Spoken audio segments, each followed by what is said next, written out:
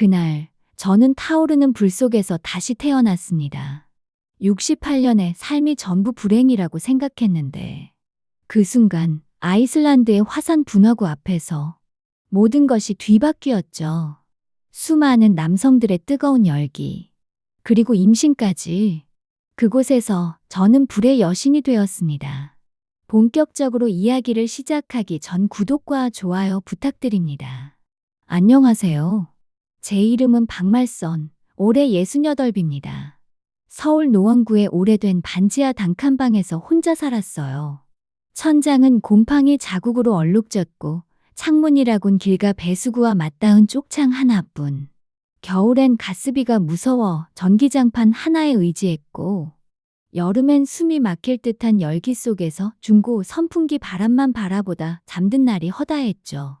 남편은 몇 년 전 오토바이 배달 중 사고로 세상을 떠났고, 외동딸은 결혼 후 점점 연락이 뜸해지더니 부양가족이 있다는 사실이 더 이상 짐이 되었는지 어느새 명절에도 전화 한 통 없는 사람이 되어버렸어요. 하루 한 끼로 줄인 식사, 시장 마감 시간에 남은 야채 몇 개를 1,000원에 사와 된장에 끓여 먹는 게 유일한 낙이었죠. 이따금 라디오에서 흘러나오는 옛가요가 유일한 위로였고요. 사는 게 아닌데도 어디 털어놓을 데 하나 없는 외로운 나날. 그저 오늘 하루를 무사히 넘겼다는 안도감 하나로 다음 날을 맞이하는 삶이었습니다. 그러던 어느 날 동네 구청에 연체된 건강보험 고지서를 내려갔다가 복지관 벽면에 붙은 작은 안내문 하나가 눈에 들어왔습니다. 해외 노년 문화교류 자원봉사단 모집 전액 지원 목적지 아이슬란드. 처음엔 장난인 줄 알았어요. 설마 우리 같은 늙은이도 데려가겠어? 그런데 자세히 보니 진짜였어요. 60세 이상 기초연금 수급자 우선. 고립 어르신 대상 사회참여 프로그램 일하나 뭘하나. 그 순간 올해 묵은 감정이 이상하게 툭 튀어나왔습니다. 죽기 전에 오로라 한 번쯤은 보고 싶다. 텔레비전 다큐멘터리에서 보던 신비로운 빛의 물결. 그게 정말 존재한다면 내 인생에도 마지막으로 눈부신 순간 하나쯤 생길 수 있지 않을까 싶었죠. 돈이 들지 않는다는 말에 더 용기가 났습니다. 여권도 없었지만 담당 직원이 하나부터 10까지 도와준다고 했고, 그날 밤 저는 생전 처음으로 해외 자원봉사 신청서라는 걸 작성했어요. 글씨가 손에 안 잡혀 몇 번이나 실수했지만 그때의 저는 정말 오래간만에 뭔가에 기대라는 걸 걸고 있었던 것 같아요. 비행기만 무려 16시간. 몸이 쑤셔오고 다리가 붓기 시작할 무렵 겨우 아이슬란드의 수도 레이캬비크에 도착했습니다. 하지만 거기서 끝이 아니었어요. 곧바로 짐을 실은 SUV 차량에 올라탔고 안내자는 눈길이 된 외곽도로를 따라 북쪽으로 향했죠. 창밖엔 끝없는 설원, 까마귀 몇 마리, 그리고 검은 화산암 지형이 이어졌습니다. 하얀 땅 위에 바람까지 불어대니 그야말로 눈보라의 행진이었죠. 6시간 넘게 달렸을까요? 차는 어느 순간 도로도 없이 눈 위를 밀고 나가기 시작하더니 작고 낮은 집 몇 채가 모여있는 외딴 마을에 멈췄습니다. 브란나르, 운전자가 말했죠. 지도엔 표시조차 나지 않는 곳. 현지인조차 잘 모른다는 아이슬란드 내륙의 깊은 화산 마을이었습니다. 기온은 영하 20도에 가까웠고 숨을 쉴 때마다 콧속이 얼어붙는 듯했어요. 하지만 이상하게도 그 마을만큼은 따뜻했어요. 지열 때문인지 바닥에서는 미묘하게 따스한 김이 올라왔고 집집마다 돌벽 안쪽엔 불의 상징을 새긴 문양이 새겨져 있었죠.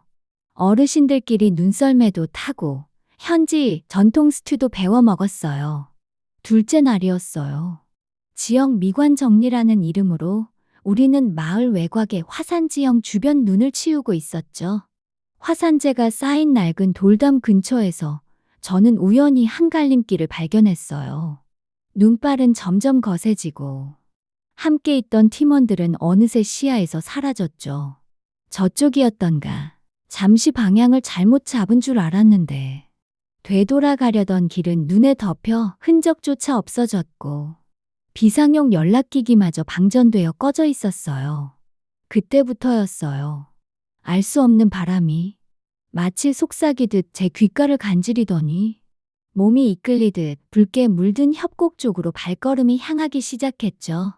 그곳은 일반 화산암 지대와는 달랐어요. 바닥엔 미세하게 따뜻한 김이 피어오르고 있었고 암석에는 기이한 문양들이 새겨져 있었어요. 불꽃, 여신의 실루엣, 씨앗, 태아. 이상하게도 무섭지는 않았어요.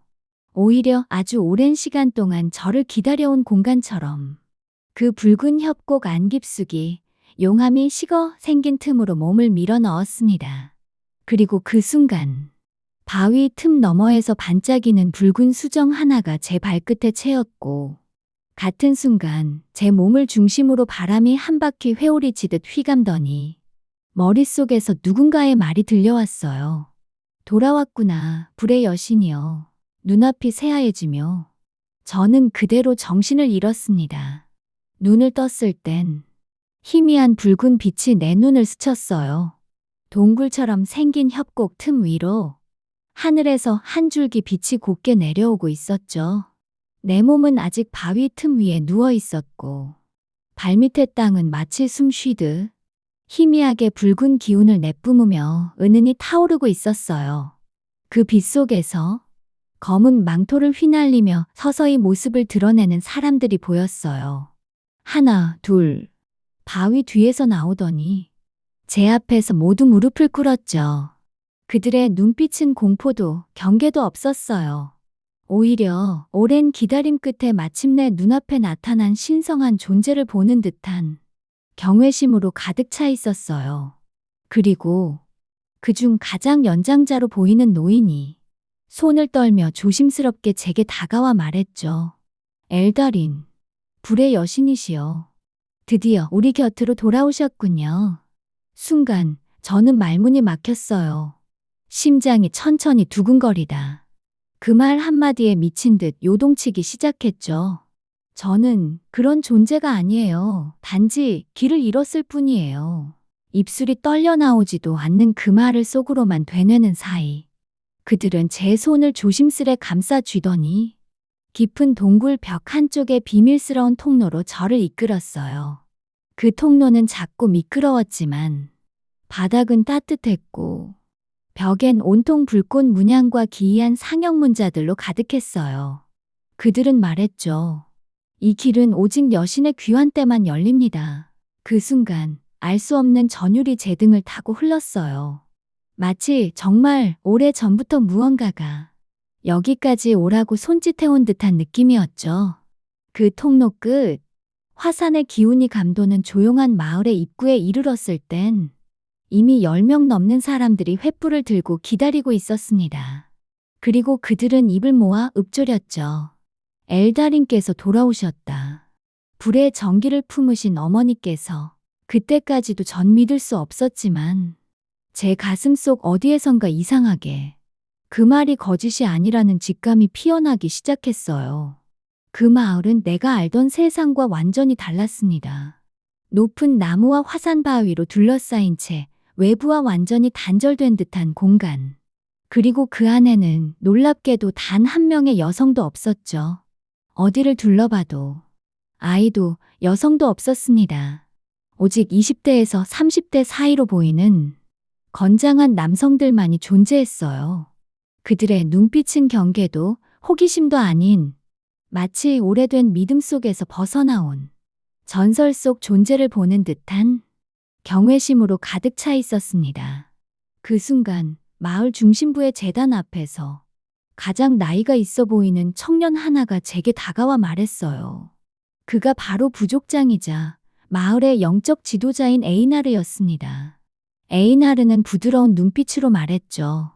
이곳은 브란나르의 심장, 화산의 신이 직접 창조한 성역입니다.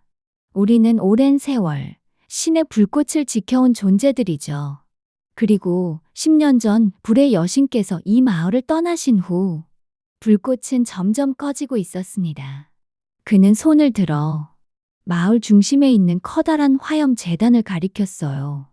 그 안에는 굳어버린 용암이 식은 듯 검은 재만 남아 있었죠.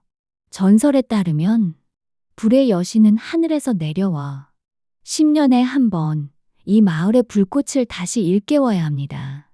여신의 숨결, 여신의 온기, 여신의 전기를 통해서요.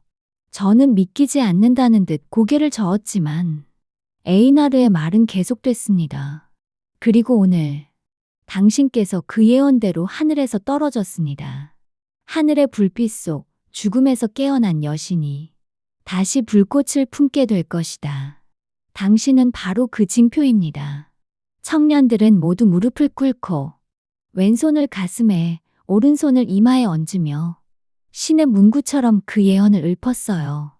마치 수백 번은 연습한 듯 자연스러운 모습. 엘더린이시여, 다시금 이 마을의 심장에 불을 내려주소서.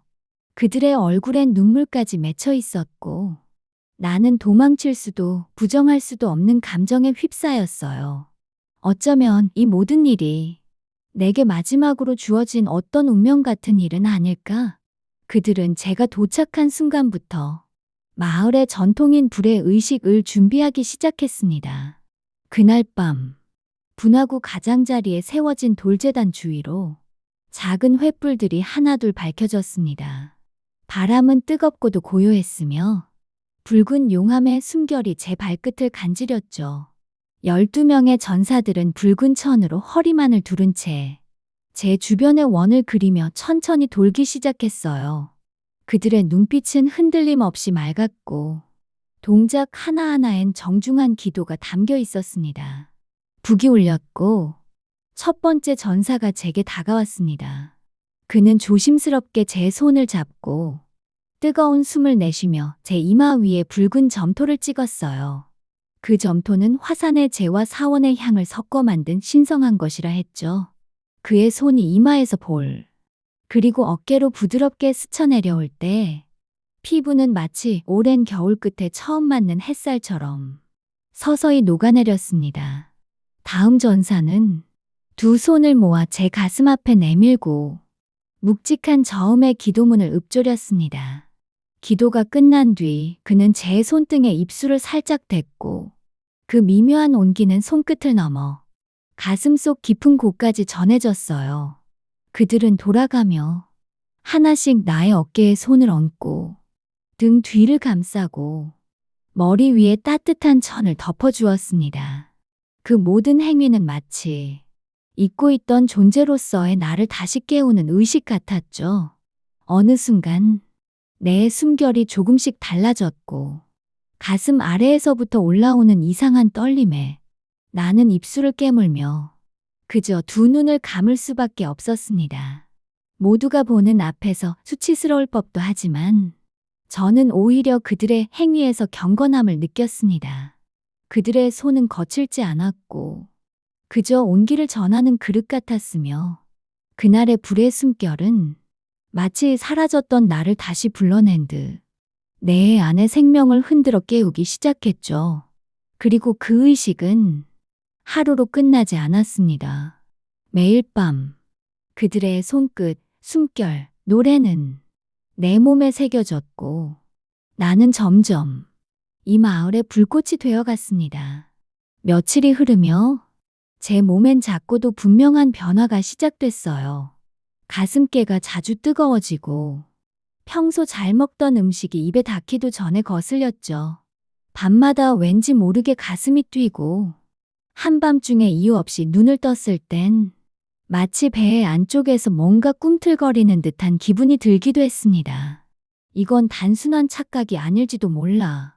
마침내 화산 협곡 끝자락에 위치한 돌과 나무로 지어진 작은 진료소에서 마을의 약초치료사가 조심스레 제 손을 잡고 말했어요. 이쪽으로 오십시오. 신께서 답을 주셨습니다. 불의 숨결로 데워진 조용한 방. 거기엔 간이 초음파 기계가 있었고 화산석으로 만든 침상에 누워 기계가 제 배 위를 지나갈 때 뚜둑 뚜둑 심장 소리 같은 강한 박동이 방 안을 울렸습니다. 의사는 고개를 떨군 채 조용히 두 손을 모았습니다. 엘다린, 당신은 이제 단지 이 땅의 손님이 아닙니다. 당신 안에 신의 불꽃이 자라고 있습니다. 말을 들은 순간 저는 숨이 멎는 듯 멍해졌고 눈물이 볼을 타고 조용히 흘러내렸습니다. 제 뱃속에서 뛰는 그 생명의 박동은 그 어떤 말보다 명확했어요. 정말 살아있는 무언가가 저 안에 있었습니다. 그날 밤 마을은 불빛으로 물들었어요.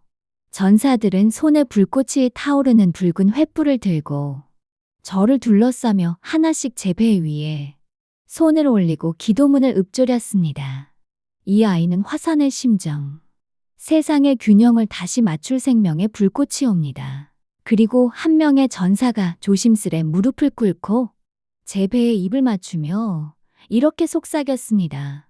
당신은 우리 모두의 어머니입니다. 그 순간 단칸방에서 전기장판 하나에 몸을 웅크리고 외로움과 싸우던 내 지난 인생이 눈앞에 주마등처럼 스쳐 지나갔어요. 지금 저는 매일 새벽이 오기 전 분화구 제단 앞에 서서 향을 피우고 뜨거운 불꽃에 기도합니다.